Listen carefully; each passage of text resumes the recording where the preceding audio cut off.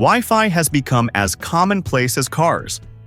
Yet, just as most people don't think about what's under a car's hood, we use routers without much thought about how they work or who makes them.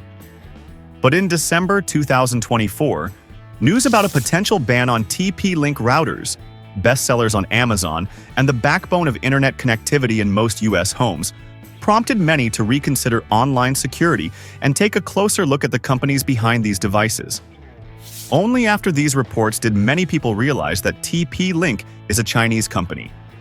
Interestingly, even most Chinese citizens consider it a Western brand because of its English name. A similar scenario played out with DJI. When Chinese companies start outpacing American brands in technology, the US government often cites national security threats as a reason to reject fair competition. In this video, I'll dive into the story of TP-Link and explore the reasons why it could be facing a ban. TP-Link is a relatively young company by global standards, but its history is filled with touching and pivotal moments. Founded in 1996 by brothers Zhao Jianjun and Zhao Jiaxing, TP-Link had humble beginnings. After graduating from the prestigious Shanghai Jiaotong University, the brothers moved to Shenzhen, which was buzzing with entrepreneurial energy in the 1990s. Despite facing setbacks in the companies they initially worked for, their determination remained strong. Eventually, they opened a few stalls in a local computer market, selling components. While working in the computer industry, they noticed a major issue. Network hubs were often incompatible with many Chinese-made computers. At the time, the market was dominated by foreign manufacturers like the American giant Cisco and Taiwan's D-Link. This inspired the brothers to start their own production. They raised the initial funds within a year by successfully selling their first batches of network hubs and ISA adapter cards they had developed themselves.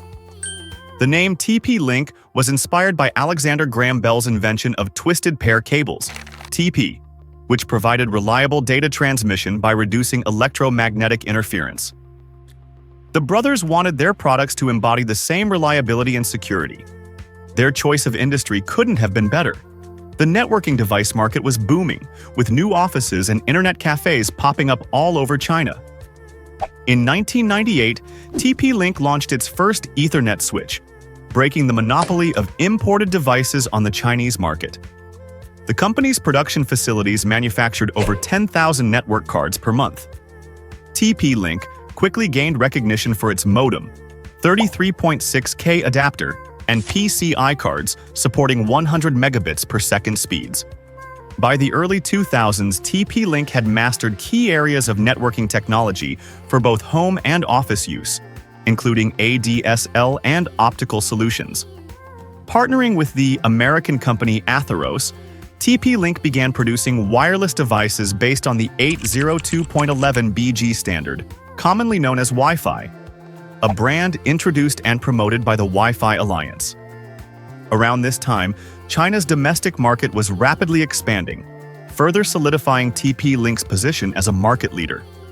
By 2005, the company was ready to embark on international expansion. In 2007, TP-Link relocated its headquarters to Shenzhen's Technology Park.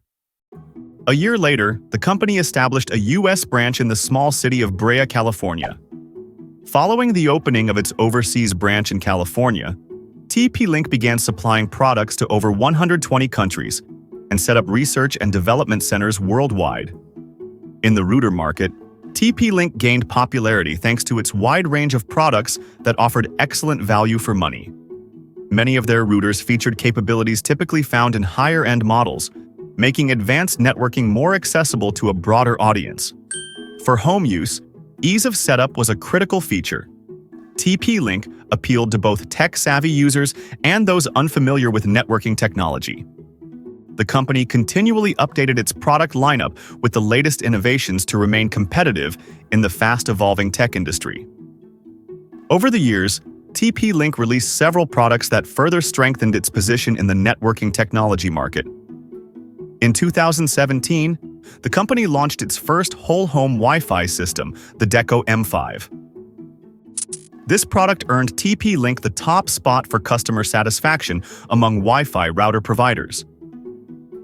TP-Link also expanded its smart home device lineup, introducing smart bulbs, Wi-Fi outlets, cameras, and cloud platforms.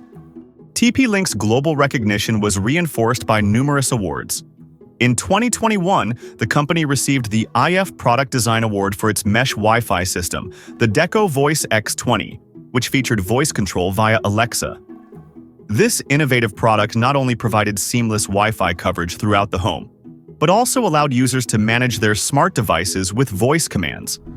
In 2022, TP-Link's Archer AXE200 Omni router won the CES Innovation Award for its unique rotating antennas and advanced features.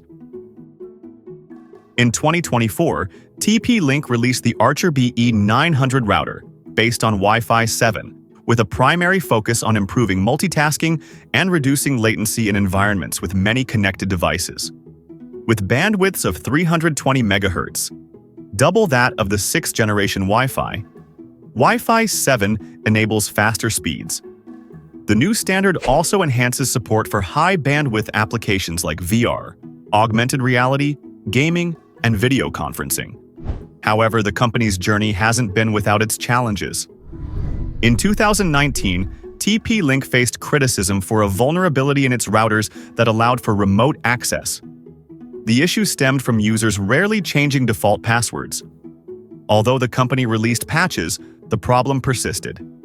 It took TP-Link more than a year to release further fixes.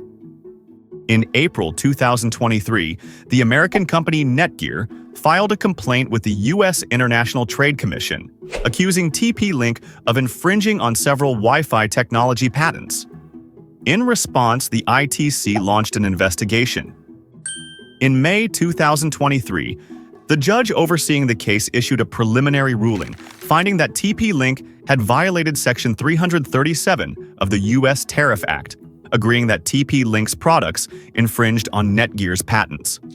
In September 2023, in response to these allegations, TP-Link filed a counterclaim with the U.S. Patent Office, seeking a review and cancellation of 2 of Netgear's Wi-Fi patents, arguing that these patents were well-known and based on existing technologies.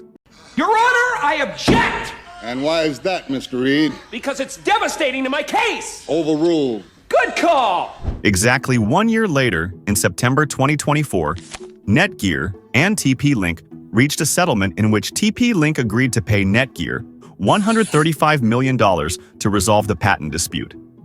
As part of the agreement, both parties agreed to cease further litigation on the matter. Now, however, the U.S. government is considering launching its own investigation into TP-Link on national security grounds. In December 2024, China's Ministry of Commerce commented on the potential U.S. ban of TP-Link, calling such actions unjustified and emphasizing the need for an objective and rational investigation. It's important to understand that TP-Link devices, like routers from other brands, are used in Wi-Fi analytics. For example, they can be used to track the paths of shoppers with shopping carts. Based on this data, businesses can improve merchandising, study which products from which categories are purchased together, and much more. But the most interesting part comes when the customer reaches the checkout. The time spent in the store, their route, and the final purchase can all be synchronized, and this information can also be combined with the company's loyalty program. Any modern smartphone has a Wi-Fi module, and if it's on, which it usually is, it will start sending multiple signals without the owner's knowledge. Different metrics capture these signals using TP-Link equipment and their firmware. The signal contains the phone's MAC address, the signal strength, and the time it was sent. There are over 15 different offline metrics that can be calculated from this data. For example, entry rate helps assess the potential of a location, the size of the audience a business works with, and analyze the effectiveness of specific marketing activities. Frequency, on the other hand, shows how often new or repeat visitors come to a location, helping track repeat visit cycles. Routes can also be analyzed. If there are multiple data collection points, visitor routes can be analyzed to determine how many people enter specific areas, like stores. People can be grouped together to analyze how, after visiting retailer X, they move on to retailer Y, go to a movie theater, and so on. And this information can be used to develop loyalty programs. The US government might view the interception of this data as a security threat. However, a representative from TP-Link Systems stated that the company welcomes the opportunity to work with the US government to demonstrate that its security measures fully comply with industry standards and to reaffirm its commitment to the American market and US consumers. In recent months, TP-Link has accelerated its efforts to distance itself from its Chinese origins. Look, I'm American. I think I'll use my credit card. Do you guys have anything non-dairy? According to the same representative, TP-Link Systems is now a company based in Irvine, California, and is no longer connected to TP-Link Technologies, the Chinese company founded in 1996 and once jointly managed by the Zhao brothers. Allegedly, after a restructuring this year, Zhao Jiaxing now owns 97.5% of the Chinese business, while Zhao Jianjun and his wife own 100% of the US and other businesses, which have now been consolidated under the management of the California company. The company representative added that the couple plans to apply for permanent US residency and citizenship. These steps to distance the company from China follow a similar strategy to that of TikTok, which has also come under scrutiny from US regulators, further fueling skepticism from investigators regarding TP-Link. Despite the change in ownership, investigators are concerned that TP-Link is employing what many US national security experts call the Huawei method. This refers to claims made by the US government that Huawei Technologies is a tool for Chinese government espionage, becoming a dominant player in the global networking sector due to state subsidies. Both the company and Beijing deny these accusations. As part of the investigation, US officials have focused on data showing how TP-Link lowered its prices compared to competitors, allowing it to capture a significant share of the American market for SOHO routers in just 6 years. However, the Zhao brothers, when entering the market, stated that TP-Link often optimizes the components of its devices, excluding certain features that aren't crucial for most users. This is what allows them to keep prices lower than their competitors. It's claimed that hackers can intercept or alter data transmitted through the routers, as well as remotely disable them, depriving users of internet access. They can also use hacked routers to create botnets and hide the source of attacks on end targets. TP-Link routers were found among several brands, including American ones, used by Chinese state hackers for large-scale attacks like Volt Typhoon, Flax Typhoon, and Salt Typhoon. These cyberattacks targeted critical US infrastructure, such as water supply systems, transportation networks, as well as telecommunications and internet companies. Investigators are also concerned about a series of China-funded attacks called Camaro Dragon, in which hacked TP-Link routers were used to target foreign policy institutions in Europe. However, there is no evidence that TP-Link was in any way involved in these attacks. Security researchers from Black Lotus Labs at Lumen Technologies, who identified the Flax Typhoon attack, and from Checkpoint Software Technologies, who uncovered Camaro Dragon, also stated that they found no such evidence. In an interview, Itay Cohen from Checkpoint Software explained that hackers use devices as an anonymization network. They don't care who makes them. According to data being studied by investigators, TP-Link currently controls around 60% of the retail market in the US for Wi-Fi systems and routers for home networks, compared to about 10% in early 2019. In the category of mesh systems based on Wi-Fi 7, the most advanced on the market, TP-Link holds nearly 80% of the market share. According to Wi-Fi Now, TP-Link has also signed contracts with internet service providers, who then supply routers to their customers. Over the past 2 years, the company has signed 300 such agreements.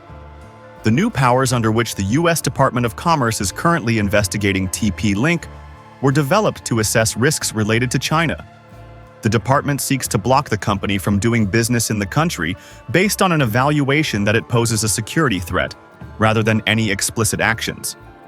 What do you think? Is it fair for the US government to plan a ban on TP-Link? Does the company really pose a threat? Or is this just a political excuse to limit competitors? Thank you for watching. If you enjoyed this video, please like, comment, and don't forget to subscribe to the channel. Thanks once again, and bye.